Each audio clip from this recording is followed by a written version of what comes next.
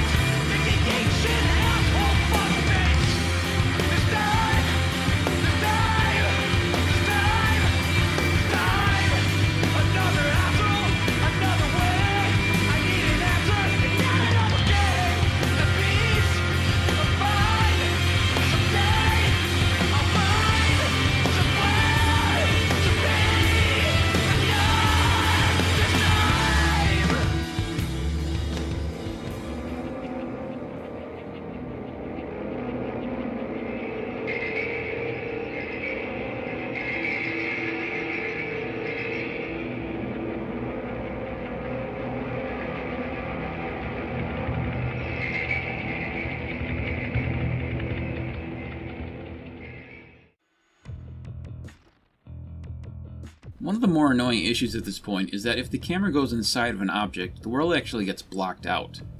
This is a side effect of using outlines on my shaders.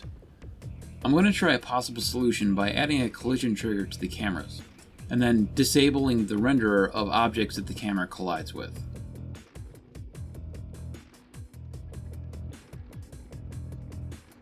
Well, I've managed to get it working, but it's a bit of a mixed result. On the one hand, I do think it's superior having the object disappear than it blocking you. It definitely feels better and it's more comfortable in VR. However, I had to turn off occlusion culling to prevent objects from disappearing.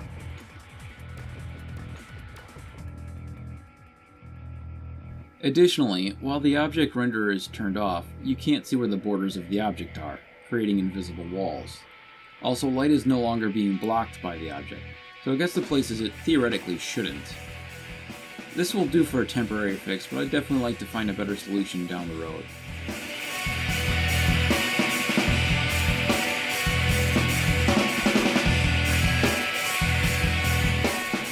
It's now Thursday night, and last night I spent some time making a Let's Play video of the current test build. If you want to check out that video, I'll put a link in the description. Along the way I found a couple of bugs, though one of them actually isn't a bug. The aimer for the gun seemed to be glitchy, but it turns out there is some problem with the USB cord that connects my controller. The bug that actually stopped my first game may have the easiest fix in the history of bug fixes. The problem was that on the second time I was trying to complete the tower level, the tower was not recognizing that I had the ruby. Or at least that's what it looked like. In reality, the tower was behaving as though it still had the ruby that I had put in it before, and was therefore not giving me the prompt to place a new ruby in it. The bug fix is literally this one line of code that executes after completing a tower level. Now the last bug that I ran across was that upon completing altar levels, the text display was not facing the VR camera. So that's what I'm going to fix tonight. Alright, I have the text always facing the VR camera now. It's a little more involved than the tower fix, but honestly, not very much.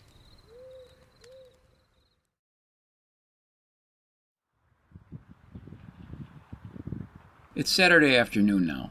I'm getting a bit of a late start because I actually went to see the movie Annihilation today. That's a new movie from Alex Garland, who made Ex Machina, one of my favorite movies. I liked it quite a bit, just don't expect quite as big a punch as the end of Ex Machina.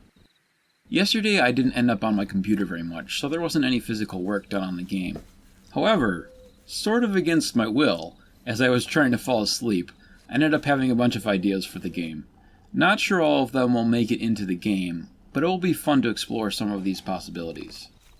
There's a couple of things I want to work on this evening, including adding the taking damage animation to the players, and adding blood spray to more than just the bullets. Right now, if you hit a wolf with a bullet, there's blood, but melee weapons don't produce blood, nor do players produce blood when they take damage.